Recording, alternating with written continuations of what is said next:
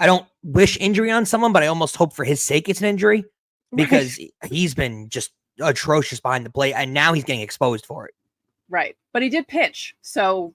Yeah, no, he can throw. I don't know. 60 feet and 6 inches. 90 feet's a little more challenging for him, but 60 feet and 6 inches he's good at.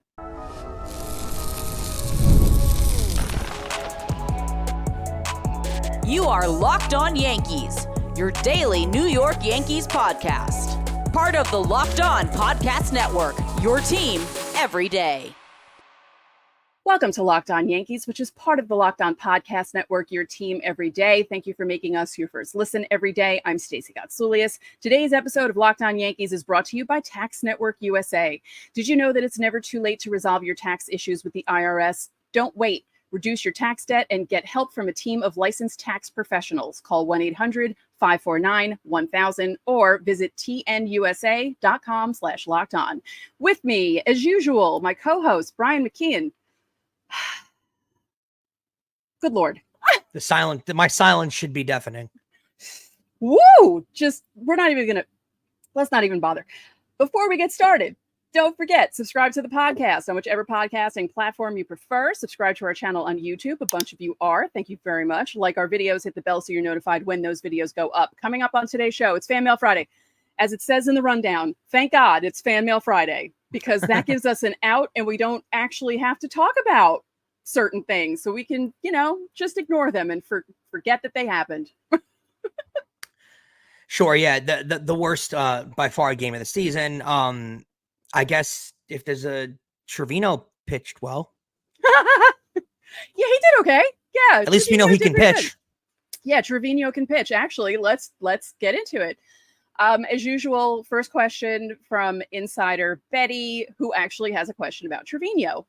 Do you think Trevino has an injury of some kind? And what are the two pitchers you'd like to see or most like to see join the Yankees bullpen that are actually achievable without giving up too much? I don't know if there are anyone. The question needs to be altered slightly, Betty, on giving up too much. Because at this time of year, and especially when teams know when you need someone, they raise the prices like any good business person would, right? Or like these teams they're running a business and that's what they do. So I don't think you're getting anyone at a reasonable price. I don't think any player is going to be at a reasonable price. I don't think any bullpen relief arm is going to be at a reasonable price. I don't think they know Yankees have one of the top farm systems in baseball, and the Yankees are one of the more competitive teams in baseball. And it's more than likely going to be Baltimore and New York in the ALCS. If it looks like those are the two best teams in the American League by far. So teams are going to know that, and they're going to ask the Yankees for a lot. Does Trevino have an injury? I don't know. It would explain a lot because he's one of the better fielding catchers in all of baseball. He won the Platinum Glove 2 years ago. And I mean, he looks like he's lost out there. So I don't know what's gotten into him. I don't wish injury on someone, but I almost hope for his sake it's an injury because he's been just atrocious behind the plate, and now he's getting exposed for it. Right. But he did pitch. So yeah, no, he can throw. I don't know. 60 feet and 6 inches. 90 feet's a little more challenging for him, but 60 feet and 6 inches he's good at. Yeah. Thank you, as always, for the question, Betty. Thoughts, David F. asks, liked what I saw from Stanton hitting behind Soto. Thoughts on keeping him between Soto and Judge? No, but I do like if Judge is out, putting Stanton behind Soto. I'd agree with that. Yeah. I think a lot of it has to do with, too, how good Stanton's been in this month. Right? Yeah. He's had an amazing June. So I think that has a lot to do with it. I don't think you're going to get to a point where they're going to put him in between those guys. It doesn't make a lot of sense. Especially because Stanton's not a high OBP guy. He's much more of just, he'll hit a lot of home runs. He'll get base hits here and there, but he's not a good on base percentage guy, and he can't run. So having Judge behind him, if Judge puts a ball in the gap, Stanton's not scoring from first. So you do need that. I think the way the lineup's been all year, I mean, if it ain't broke, don't fix it. Unless all the outfielders, tumble over, a cartoon accident happens and they start, then maybe Stanton can score on something in the gap. Mm-hmm. Maybe. Thank you for the question, David. Next up, Eric S., another insider. Given many Yankees have visible tattoos, shouldn't they relax their hair policy to allow for neatly trimmed beards? Yes, I agree, because tattoos are, well, you have them. Show them. Show the YouTube. See? Yeah, and I got my whole arm. Yeah. And I don't I have think that one. I don't think that I look unprofessional, immature, whatever the word you want to use is. I think, to be perfectly honest, I've thought this rule is one of the dumbest rules in all of sports for the longest time. Yeah. Like not letting players have long hair or beards is ridiculous. Yeah. I mean, Garrett Cole was really pushing it when he first came over because he basically had almost like the Jacob deGrom bob hair. But that was his look. Yeah. Yeah. I mean, he shaved for it, but he kept the longish hair. Not going to lie, too. Garrett Cole with the beard and long hair was one of the best. He had one of the best seasons we've ever seen in baseball history. I know. Just going to throw that out there. I know. When he was at Houston that last year. It was one of the best pitching seasons literally in baseball history. Yeah, that's true. That is true. And I got worried last season when he cut his hair because it was really short. And I was like, oh no, what's going to happen? And then he won the Cy Young. So then I was like, oh, all right. Because he had his best season statistically in 2019, but he didn't win the Cy Young. But then he had the Cy Young winning. I will say though, that year though that he didn't win the Cy Young is quite frankly bull. Like he deserved. Like Verlander got the Cy Young that year because he was old and they wanted to give it to another veteran player. Because Garrett Cole was better than Verlander. Garrett Cole had a better ERA than Verlander that year. Had more strikeouts than him, and Verlander had one more win. That still to this day annoys me for Garrett Cole's perspective. But the Yankees should have gotten rid of this rule years ago. Like they're not in the military. They are baseball players. You know, I understand the militaristic look and the militaristic attitude, but they're baseball players. They're not in the military. If they were in the military, I'd understand. And they're starting to relax other things. They don't have to wear suits on the planes anymore because they used to do that in the dynasty years. Like they were really buttoned up and stiff. And, you know, the fact that they're allowing Stroman to wear his do-rag on the mound and other things that they're allowing these guys to do, just like I always say, I don't want them to have beards down to their chests and looking like they can hold birds in there, but a goatee. Speaking of that, is it me or does Gunnar Henderson and Adley Rutschman look exactly the same? I cannot differentiate between the two of and them. They're both like 22 years old, yeah. And most of the white guys on the Orioles look exactly alike. They all have the same face and the goatee, and it's like, wait, who's that again? Okay, so I don't even. It's fine. The look to me, like I don't love like the Brandon Marsh look, right? Like Jason Worth, I don't. No. Hear me out though. I don't like the look personally. I would never grow my beard that way. But I don't think that I should be able to tell someone that they can't grow their beard that way. If you want to look that way, but sure, I don't care. Like I'm not going to sit here and tell you can't look that way. That's what bothers me. You can have your opinion on that look, and not, like I would never personally. I'd be single if I did grow my facial hair like that. But I'm not going to tell anyone. I'm not going to tell Brandon Marsh that he can't have his facial hair. I just think that's ridiculous. But you know, I don't know. It's still going on. I will say it's just funny because anytime we're watching a game that isn't the Yankees and someone like that is on screen, my mom's like, "What the hell is on his face? Does he have a wife?" My grandma does it. My grandma does that. My grandma's an avid Yankee fan, and every time the game's on, and look at this, he looks ridiculous. Like, yeah, I get it. I mean, I would personally never have my facial hair like that, but I don't think it should be. I don't know. That's just mine. Aaron L asks, for both Stacey and Brian, what was your favorite MLB debut that you saw live? I don't think I've seen anyone live. Like, if you mean like watching a game and seeing a debut. In recent memory, I guess you could do that one. I have a live one that I saw that's memorable. Yeah, I don't believe I've seen anyone debut. And if I did, it was probably like back in the 90s and I don't remember. But in recent memory, I just loved Judge and Tyler Austin going back to back in their first game as Yankees. Like that was like, are you kidding? And especially Judge hitting the restaurant. Like that was just amazing. I saw the Shelley Duncan game. And his debut. He hit 2 home runs in the old stadium. I was at that game and we all thought Shelley Duncan then. Yeah, I must have been 2006, I believe. And we all thought Shelley Duncan was going to be a stud. And he was not, but we all thought he was going to be the best player. The manager of Scranton. He's now the manager of Scranton. He's doing well there. Great. Yeah. but yeah, I was at the Shelley Duncan game. Yeah, I don't think I was. No, and I wasn't I missed Brett Gardner's debut by a week, but I saw him hit his first walk-off against the Red Sox in July of 2008 because he came up June 30th and it was like July 6th, I want to say. It was a Sunday night game. and he hit a single off Papelbon, and they walked off, and that was pretty cool. So that's close enough to a debut. Yeah. Thank you for the questions. Let me just double check to make sure that yes, those are all the insider questions. So thank you very much. You guys stepped it up this week like you always do. And coming up in segment 2, more of your questions, this time from YouTube. But don't forget, subscribe to the channel, hit the like button on our videos, hit the notification so you know when our videos go up. And if you want to be part of the next Fanmail Friday, reply to the pinned comment on our videos Monday through Thursday, or you can join the Locked On Yankees Insiders Club, and you will be in segment 1 and possibly segment 2, because sometimes they ask a lot of questions, and sometimes we have to straddle the segments. The link is in the description, and it isn't only for Fanmail Friday. You get text from us. You can text us questions or have conversations. I was having a nice conversation with someone today, and we'll give you injury updates, roster moves, more. There's a 14-day free trial. It's a lot of fun, so do it. Coming up next, more Fanmail Friday.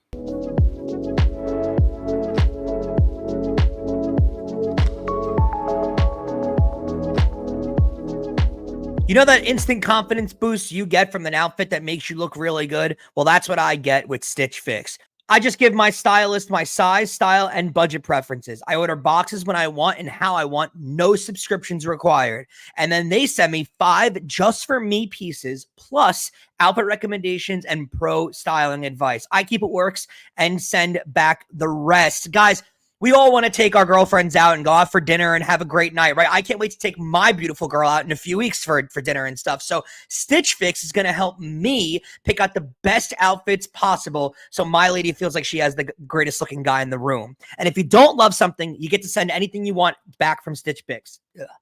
And if you don't love something, you get to send anything you got back to Stitch Fix. Shipping, returns, and exchanges, they're always free.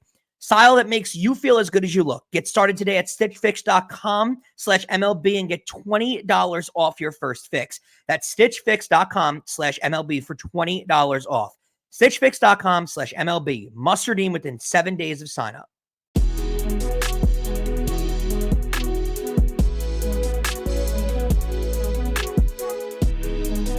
Welcome back to Locked On Yankees. Make sure you watch Locked On Sports Today, a free 24/7 sports streaming channel programmed for you every day to bring you the biggest sports stories of the day. Locked On Sports Today brings you canvas analysis, opinions, and news, streaming 24/7 on YouTube or the free Amazon Fire TV channels app. Part of the Locked On Podcast Network, your team every day, and you can catch the hometown broadcast of every Yankee game on SiriusXM. Just download the S6M app and search the word Yankees. We continue with Fanmail Friday. At Victorino649 writes, "Hi, Stacy," and Brian, when he sees this, I'm saying it, don't worry. "Love the show. Thank you for always being one of my favorite listens throughout the day. My question is, what should the Yankees do at the deadline? Mainly, who do you think they should target and who do you think they're going to target? Early predictions, I know, but maybe we're starting to get an idea. Also, rest in peace to Willie Mays, Victor." Stacy, I'll allow you to go first. Well, we talked about this. It's not too early. We talked about that too. It's June 21st. You're only like a month and 10 days away from the trade deadline. So, you know, you got to get stuff going, and you don't have to wait until the trade deadline. You can do stuff before the trade deadline. And I'm sure the Yankees wheels are turning. The front office wheels are turning. You get better prices on guys doing it early too, because the later you wait, the more the teams that have players know you're desperate, and they're gonna make you squirm. So no, I think this is the apropos time. I think it's the right time to do it. Who they're gonna target? I don't know if they target a first or third baseman. I think when it comes to the field, they're gonna pick up a player that they think the package is right for them. They're not going to give up too much, and I don't think they're going to sacrifice their future too much for a first or third baseman. I think they're going to do the right move for them if it comes about. When it comes to the bullpen, they're going to stock up on middle relief arms. I think they need an elite arm at the end of the bullpen, but we'll see. I mean, they've got a somewhat busier deadline than I thought they were going to have a month ago. So you don't know what it's going to look like a month from now. These things are totally fluid. When you thought Aaron Judge was hurt 2 days ago, you didn't know if they were going to go out there and need another outfielder. So these things are very fluid. We'll see. I don't think they're going to be in the market for a starting pitcher, which is different than what we've seen the last few years. Right. Next question. David Beach 0 from YouTube. "Hey guys, you both are so awesome. Longtime Yankee fan from Greensboro, North Carolina. Grew up going to Greensboro Hornets games when Derek Jeter was here. Well, that's awesome. My question is, if the Yankees are able to sign Juan Soto to a long-term contract, do you think it is possible that he would be named Yankee captain after Judge? Maybe. I mean, they are 7 years apart. I don't know if they're going to be in the interest of naming a player that's like he'll be in his 30s at that point once Judge retires. I don't know. The Yankees don't hand out the captain badge to everybody. Like this is not hockey where they almost feel like they always need a captain, right? The Yankees are not apropos. There's been 7 captains in the history of the Yankees. They're not apropos to do that immediately. I don't think, unless it's an obvious choice, the Yankees tend to not generally give out the captain badge that easily. Like Judge felt like an obvious choice, right? Right. I don't think the Yankees, I mean, listen, Juan Soto could become that natural leader. To me, Juan Soto he's an amazing player and I hope he stays here. But Juan Soto to me is not that kind of player.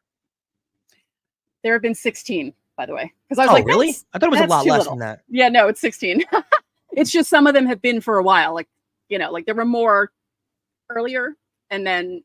I mean, 16 is still not a lot. They've been around for over 100 years. I mean, that's not that crazy either. Yeah. And they went a decent amount of time after Jeter, right? Jeter retired in 2014. They didn't have a captain again for almost a decade. Yeah. Yeah, they're picky about that. And I mean, again, it's not, the captain doesn't wear a C, it's not like that kind of a thing. It's just no, but it is a significant marker, right? Like, I mean, think of the past Yankee captains. These aren't some schleps that have been Yankee captains before. I mean, you got some pretty iconic names in baseball history. Yep. That is very true. Josh and Tyler says, hey there from Central Arkansas. I'm new to watching baseball, started this season, really getting into it. My dad was a huge Yankee fan, and I have been for a while. Y'all been an absolute blast to watch this season. I've noticed the last 2 times Clay Holmes has been a closer. He has allowed several hits, a home run, and runs. Again, I'm learning the game, but is he a good closer? Also got to see the Yankees when they were in Kansas City this season. Total blast, and I can confirm Kaufman's Stadium is very cool. I'm dying to see Kaufman, so I take your word for it. It looks really awesome. Stacy, your overall on Clay Holmes? He's just not the kind of closer that the Yankees. I don't know. He doesn't throw enough strikes. Like he's more contact. You need someone who's going to mow people down. Again, nice pun. I look at Clay Holmes as he's got really good stuff. Yeah. Right. There's going to be a month or 2 straight where he's going to be great. His stuff's unhittable. He's great. But he doesn't strike me as having that closer gene, right? Where he's got, ice in his veins. He doesn't feel emotion. He doesn't let the moment get too big for him. To me, if they have to play a big playoff game in, let's just say Boston for the sake of it, or Texas, right? And the opposing crowd is going absolutely nuts and he has to come in for a save, I don't have a lot of confidence that he's going to be just stone cold, stare through the batter's chest and strike him out, get a big out. That's not, and you need that as a closer. And Chapman didn't always have that either. I think Chapman had more of it, but Chapman didn't have it. Chapman had more of it than Holmes, I think, but Chapman didn't always have it. But Chapman had that blow up by you stuff. If you brought Chapman with bases loaded and needed 3 strikeouts, he could get you 3 strikeouts. Clay Holmes can't do that. Mariano Rivera is the best example, and it's really hard for me to give that because he's definitively the greatest at that position ever in history. So it's not totally fair to compare, and I'm not comparing. But at the same time, that's what you need. You need a guy with that stone cold mindset that, again, when it doesn't matter who the hitter is that comes up, when that hitter comes up, he stares right through your chest and doesn't care who you are.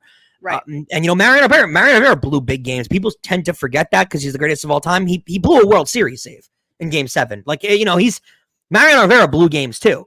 But Clay Holmes, to me, doesn't strike me with that just stone cold, emotionless feel that you need.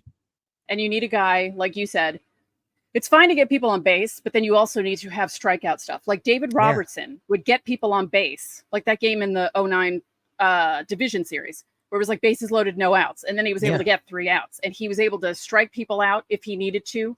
And Clay Holmes needs that. And you're desperate for the double play, though, with Clay Holmes. And you can't rely on that. But he has, some of his pitchers are so good. And when he's on, he's unhittable. It's just so up and down with him that I feel like he's better as a setup guy. Yeah, I agree with you. I think ideally he's your 7th inning guy. Yeah. That's what I think ideally. I think Weaver stays in the 8th inning role. I think he's your 7th inning guy, and I think you go out there and you find an elite closer. I don't know where that is. Right. I think personally it's in Oakland. I don't know how what the price is going to look like, but I think it's personally in Oakland. We'll see. I mean, I just can't imagine them going into a playoff run with Clay Holmes as their closer. That's just me personally, and I think the Yankees see it way more than any of the fans see it. I think so too. Coming up next, answering even more of your questions.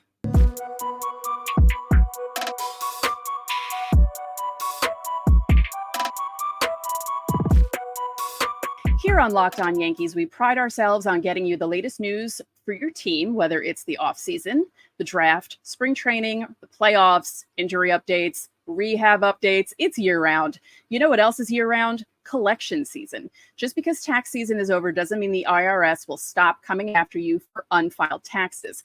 The IRS can garnish your wages, levy your bank accounts, and even seize your property. Don't let the IRS target you. Let the licensed professionals and tax experts at Tax Network USA go to bat for you. With over 14 years experience and an A+ rating by the Better Business Bureau, Tax Network USA has saved their clients over $1 billion in tax debt. Whether you owe taxes, have complicated matters that require tax planning, or finally hit that parlay this season and need help correctly filing, call 1-800-549-1000 or visit tnusa.com/lockedon. You can see the link in the episode description below.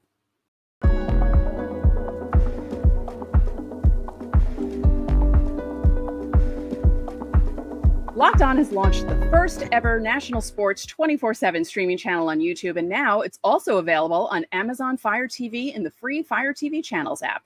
Locked On Sports Today is here for you 24/7, covering the top sports stories of the day with the local experts of Locked On, plus our national shows covering every league. Find Locked On Sports Today now available on the free Fire TV Channels app. So we have more Fanmail Friday questions. You guys did a very nice job this week. We appreciate it. Okay. Thankfully, we put the images over at this part because I have to look really closely at this because the writing is too small. Okay, Robbie Garnes, 7732, a regular at this point. Nearly every week, Robbie asks us a question. Thank you, Robbie. To what do you attribute the overall mediocrity of so many teams throughout the league? With only 11 teams over 500 to date, it's clear that we've entered a period of extensive stratification, good word, between the good teams and the bad teams, with almost no middle class. Do you think that balanced schedule is playing a part of this realignment? In my humble opinion, I think that with every team playing every other one and less divisional games, the bad teams are more exposed. The good teams are taking advantage by fattening their records.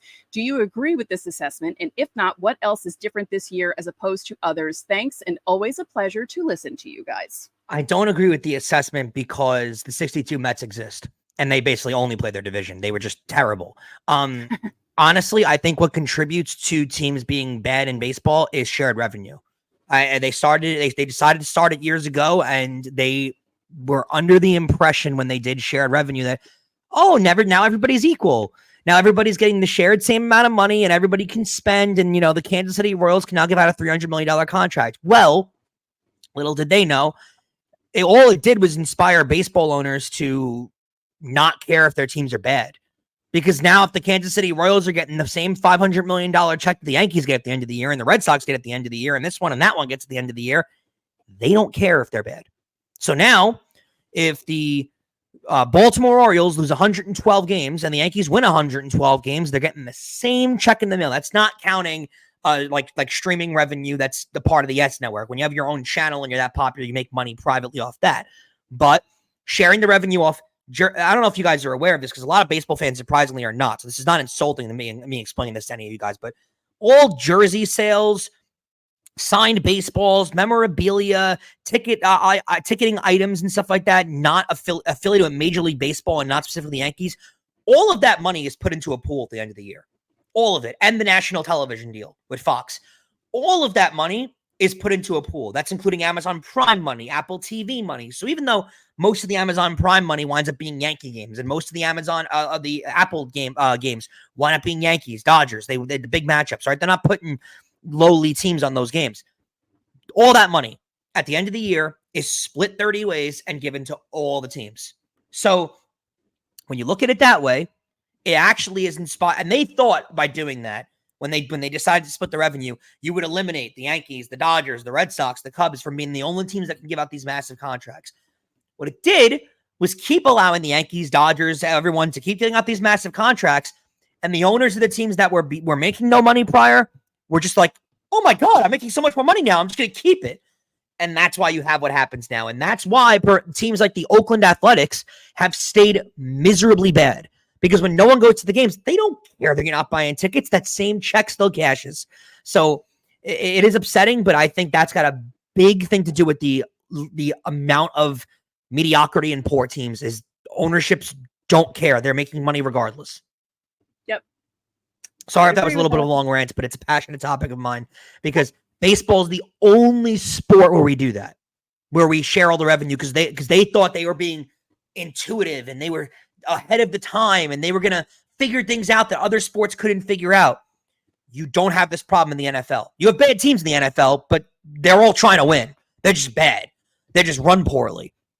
You don't really have this problem in hockey. Again, there's bad teams, but they're run poorly, and there's less bad teams. Baseball is the one sport where there's 10 teams that don't have a prayer. I mean, really, in reality, there's like 25 teams in baseball that don't have a living chance to win the World Series. Think about that. That's a problem, but that's a whole nother episode that we can get into one day. Maybe it'll be next week. Luis Ponce de Leon, 9089, asks, is it time for Augstin Ramirez to be called up? Not yet, but if an injury happens, maybe. It's time for no one to get called up, though. They need him in the minor leagues, to be honest with you. Have you checked the minor leagues lately? No one's healthy. They're all injured. They need everyone staying in the minor leagues. Yeah, they do. It's it's rough down there. It's rough down there. And closing us out for the week, another person who's asked a bunch of questions on YouTube, Rivka Meiselman, 3375. Do you think the new pitch clock / throw over rules are prematurely aging the catchers as well as the pitchers? I don't think we're going to have evidence to an answer to that until a few years from now, right? You haven't really seen pitchers. You've seen pitchers complain about it injury wise, but you haven't seen catchers complain about it. Right. Catchers in general do have shortened careers to begin with. Honestly, I didn't love these new rules when they came in, and now I love them. Yeah, most games are over, but within 3 hours. That's way better than. I mean, I know that and we all remember those 4.5 hour Yankee Red Sox games that were ending at 11:45 at night. I'm perfectly I was fine usually at them. Yeah, I'm perfectly fine doing without those games anymore. And I thought I was going to feel the other way. Perfectly fine with it. Right. Like sometimes it was nice in the afternoon, like if you were there on a lazy weekday game and there's like no one there and you just hang out for a few hours, that was fine. But when it's Sunday night and the game starts at 8:15 and it doesn't end till midnight, it's ridiculous. I will say that it makes, for me personally, it makes the going to the game experience worse. Because I went a few weeks ago and I felt like I was there for 5 minutes. The game was over in 2 hours and 50 minutes. And I was like, oh, what the heck? Like, I feel like it takes you longer to get there and go home than it is to be at the game. Yeah. I like those games where you can sit there and you're there all night and it's an all night experience. But overall for the sport, on TV, it's way better. Way better. Yeah.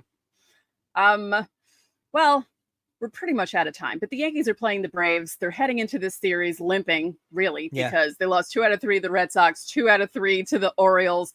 They're having big trouble with their fellow AL East teams. Maybe they can do better against the NL East. Who knows? But definitely an interesting series. They get Chris Sale tomorrow, which is not an easy matchup to have to go after. We'll see how it looks. I mean, Rodon's going to have to give them length, though. That's for sure. Oh, yeah. The bullpen is gassed. It is June 21st, and they are completely gassed at this point. The worst thing that could have happened was Luis Gil's performance on Thursday. Of all people to have the worst start of 2024, at least it took until June 20th, but for the one, he's not the one I expected, honestly. No, that was shocking. Okay, so let's end this not on a bad note. One more time before we end the week, don't forget, join the Locked On Yankees Insiders Club. There's a link in the description, a 14-day free trial. You get texts from us. You can text us questions for Fanmail Friday, or you can have conversations with us. But like I said, I was having a ton of conversations today during the really bad game on Thursday. And if you want to leave a question for next week's Fanmail Friday, be sure to leave your question under the pinned comments on our videos on YouTube Monday through Thursday. And you can catch the Yankees hometown broadcast on SiriusXM by downloading the SXM app and searching the word Yankees. Coming up next week, recapping the series with the Braves. We preview the series against the Mets. That's happening. And it's Minors Monday. Will there be a lot to talk about? Who knows, because half the farm system is injured, but we'll try. So that's going to do it for this edition of Locked On Yankees. I'm Stacey Gotsulias. And I'm Brian McKeon. We'll talk to you guys on Monday.